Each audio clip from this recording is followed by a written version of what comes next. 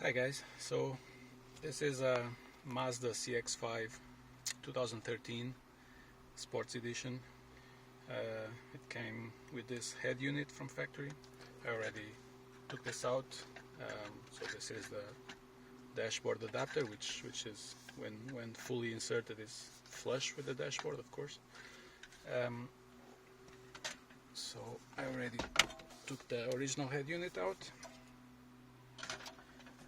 And this is the replacement Wondefoo radio that I ordered. Android 10-inch radio, and it has a few problems. The worst problem is the dashboard fit. So it has an adapter, a plastic adapter, all around it where the radio is mounted, and inserting it has a few plastic clips to fix it here, though it doesn't go all the way in. So you can see here on the right side is flush with the dashboard, that's fine, but on the left side, if you can zoom in here, it doesn't go all the way in. The clips don't go in, so the radio is loose. Doesn't fix. Here on top you can see the difference from the right side to the left side. There's about half centimeter there. Here it's okay, there it's not. It doesn't go in. It doesn't matter how strongly you push it, it doesn't go in. And the issue here is actually these two plastic pins here.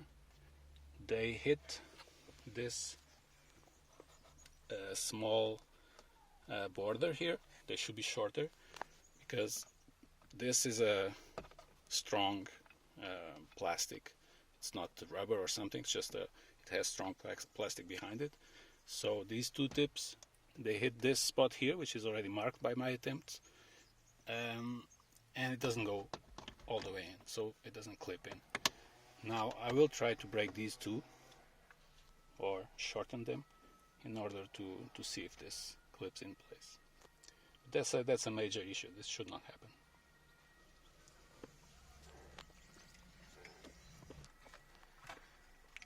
A few other issues, a couple of issues with the cable harness that was sent with the radio. So the car has, of course, its own cabling and plugs, and the Wondefoo radio comes.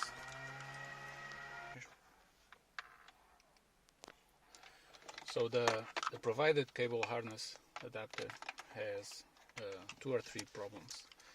So one problem is it connects the amplified outputs of the Wondefoo radio to the speakers. However, this model doesn't have speakers, directly attached speakers. It has a BOSE amplifier, and this unit is supposed to support the BOSE amplifier. It has the CAN bus unit, which takes care of signaling, so it should support it. However, the radio is outputting amplified audio, which goes into the connections to the BOSE amplifier. So the BOSE amplifier, instead of receiving signal level audio, receives already amplified audio. So the volume ends up being extremely loud. Even on volume 1, it's already too loud.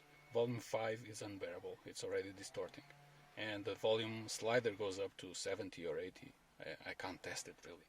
So this is not useful. The Wondefoo radio has 2 sets of outputs, has amplified outputs and non-amplified outputs. And of course, for the BOSE model, the speaker should connect to the non-amplified outputs of the radio. However, the provided cables don't do that. They connect to the amplified outputs. So that's a big issue. Wondefoo has provided me with a firmware update, which I haven't tested yet. I will test today. That is supposed to fix this problem, so maybe it disables the amplification of these outputs as well. So I will try that. Second problem is the reverse camera. This model, this car comes with equipped with a reverse parking camera, and it doesn't power on with this radio. So on the original model, when you engage the reverse on your car, the reverse camera powers on and you see it on screen. Here it doesn't, and apparently it's because the camera is lacking power. And that's again one wire here that takes power to the camera, but the provided cable harness doesn't connect that wire at all. So you can see